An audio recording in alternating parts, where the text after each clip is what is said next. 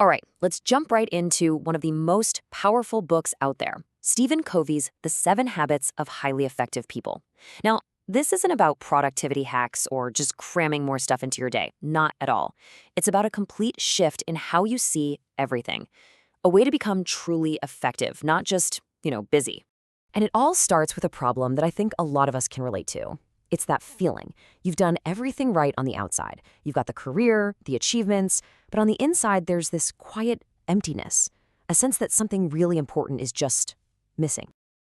Covey just nails this feeling. Do any of these hit home for you? Maybe you've climbed the career ladder, but you feel like a stranger to your own family. Or maybe you're just running on a treadmill of busyness and you have this nagging question, will any of this actually matter? These aren't small things. They're deep, painful problems. So what do we usually do about it? We go looking for a quick fix, right? A new communication technique, a management fad, what Covey calls social band-aids and aspirin. But here's the thing. That's like taking an aspirin for a deep, chronic illness. Sure, it might make you feel better for a second, but it does absolutely nothing about the root cause. And this brings us to the root cause. Covey says that our whole idea of what success even means has changed over the last 100 years or so. And that's where the real problem started. So for about the first 150 years in America, success was all about what he calls the character ethic. It was about who you were deep down, your integrity, your humility, your sense of justice. But then, after World War I, something shifted. The focus moved to the personality ethic, things like public image, communication skills, and having a positive attitude. Now look, those things aren't bad, but Covey's point is they're secondary. They're the surface stuff, not the solid foundation underneath. There's this great quote from Emerson that just perfectly captures this idea. What you are shouts so loudly in my ears that I cannot hear what you say. Think about that. You can learn all the right techniques, you can say all the right words, but if your character is off, people feel it. They sense that inconsistency and it creates distrust. You just can't build long-term success on a foundation like that. This leads to one of my favorite analogies from the book, the law of the harvest. It's so simple. On a farm, you can't just slack off all spring and summer and then try to cram for the harvest in the fall. It doesn't work. It's a natural system. You reap what you sow. Well, Covey argues that our relationships, our skills, our character, they work the exact same way. There are no shortcuts. You just can't fake it. Okay, so if the problem goes deeper than just our behavior, what on earth do we do about it? This right here is the big aha moment of the whole book. The key isn't to change what you do, it's to change how you see. It's all about shifting your paradigm. So what is a paradigm exactly? Well, think of it like a map. A map of a city isn't the city, right? It's just a representation of it. Our paradigms are our mental maps. They're our assumptions, our beliefs, the way we see the world. But here's the critical question. What happens if you're trying to get around Chicago, but someone gave you a map of Detroit? This story just illustrates it perfectly. Imagine a huge battleship out on a foggy night.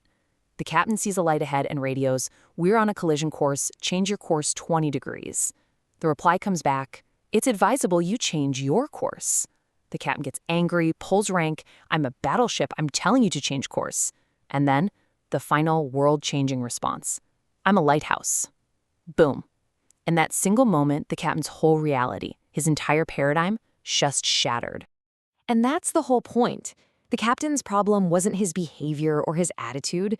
The problem was that he had the wrong map. He was operating on a completely false paradigm. So if we want to make massive quantum leaps in our lives, we have to stop just hacking away at our attitudes and behaviors. We have to work on the fundamental maps themselves. Okay, so now that we've established the why, that we need this massive paradigm shift, the 7 habits finally come in as the how. They are the practical, step-by-step framework for building a new, more accurate map for our lives, one that's based on timeless principles. And the journey makes so much sense. It starts with the private victory. That's habits 1, 2, and 3, and it's all about mastering yourself first, making and keeping promises to yourself. Only after you've done that work can you move on to the public victory. That's habits 4, 5, and 6, where you master your relationships with other people. And then, the final habit, number 7, is all about renewal, about constantly sharpening the saw, creating this amazing upward spiral of growth. It all boils down to this core philosophy of inside out. Real, lasting change doesn't come from fixing other people or your circumstances. True effectiveness and real happiness, they start with you. They start with your character, your motives, your paradigms. Change radiates from the inside out, not the other way around. Now, to really tie this all together, Covey uses this one brilliant, unforgettable metaphor that really defines what it means to be effective. And it's the story of the goose and the golden egg.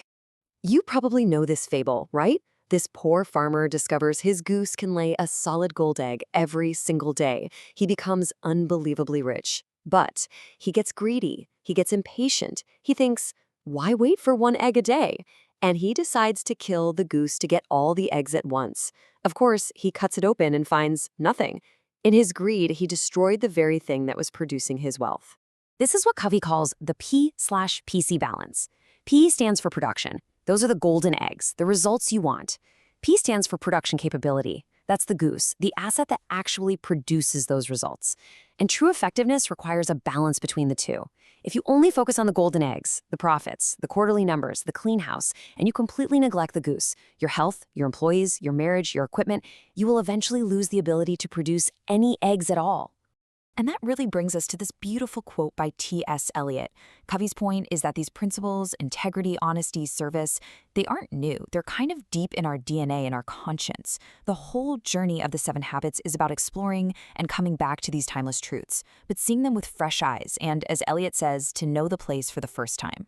So I'm going to leave you with this really powerful idea from Covey. He says, for every 1,000 hacking at the leaves of evil, there is one striking at the root. So take a second and really think about that. In your own life, what surface-level behaviors, the leaves, have you been trying to fix over and over, all while ignoring the deeper paradigm, the root that they're growing from?